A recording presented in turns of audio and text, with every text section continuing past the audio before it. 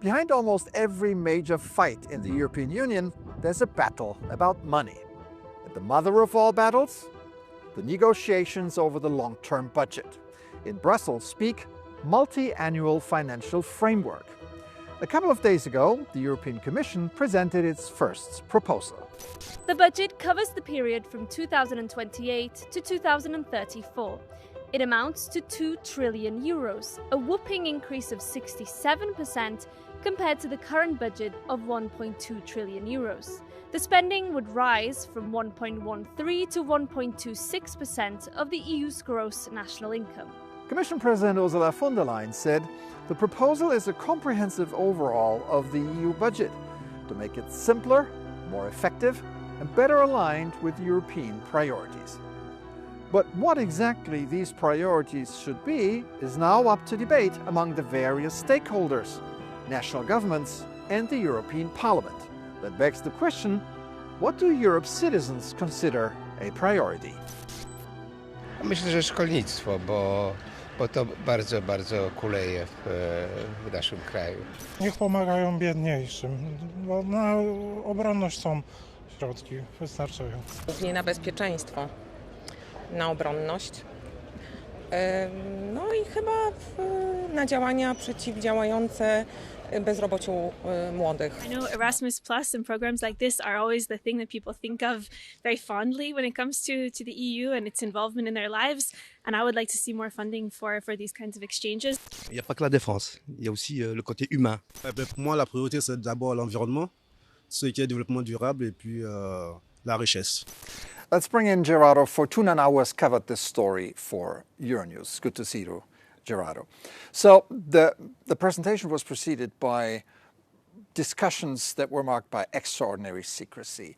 Now, based on your reporting, tell us a bit about the process of how the sausage is made. The Commission put up a system that could reveal spy movies because it's a classic example of compartmentalization. So they divided people working on this dossier into groups, and these groups only had access to information necessary for carrying on their tasks.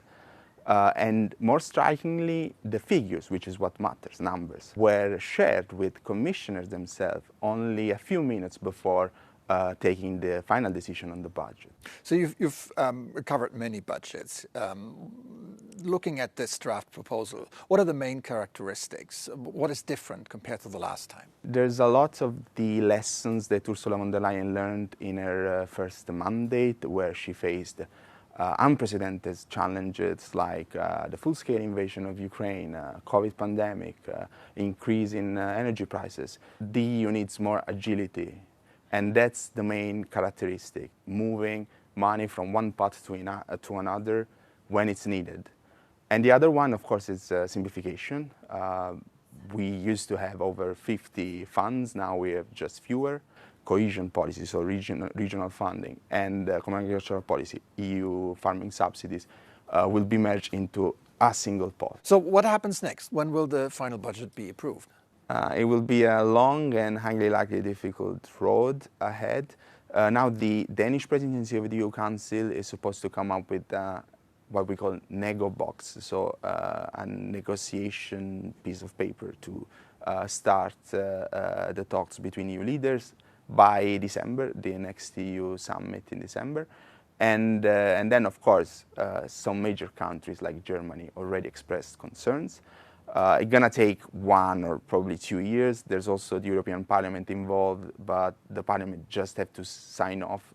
They can't amend, so they just have to approve the final deal as it goes out from the EU leaders' table. The Commission's blueprint remodels the budget structure along 3 main pillars. 865 billion euros for agriculture, fisheries, cohesion and social policy, a merger of traditional funds that has already been criticised, especially by farmers. 410 billion for competitiveness, research and innovation. This includes war-related defence infrastructure. Around 200 billion euros for external action, That includes support for Ukraine. Around 25 billion euros per year will be spent on paying back the Pandemic Recovery Fund. Joining me now at the European Parliament is Carla Tavares, member of the Committees on Budgets and Budgetary Control from the Socialists and Democrats from Portugal. In your opinion, is this a realistic budget proposal that covers all of people's needs adequately? We think what the total amount that we have for the next MFF, it's not enough because we have new challenge in the European Union. We have defense, we have competitiveness, but we need to still work together in the cohesion, in agri, in employment, in health, in education. So we think it's not enough what we have in the proposal from the Commission. So traditionally the biggest items in the budget are the common agriculture policy and the cohesion policy. This time they are lumped together and they're facing severe cuts. Are these justified?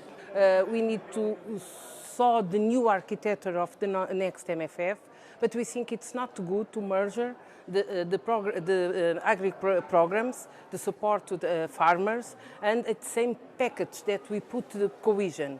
The Parliament don't defend this way to the next MFF.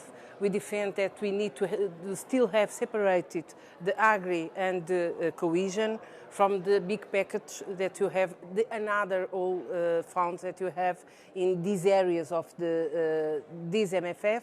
When you separate the agri and the cohesion, you put ones and others to fight for the budget, and we think it's not a good idea. It's not a good way for the future. And finally, what about investments in the fight against climate change? Is this still a priority? For the 27 member states, it's a big priority in the next MFF.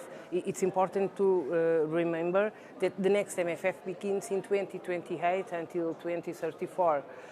So it's very important for the member states have a tool to react it when we have some problems, but at the same time have the capacity during all years invest in these areas to prevent some issues in the future.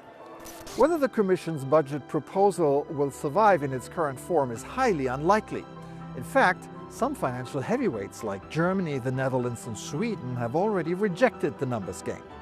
They believe the budget is too big and too expensive.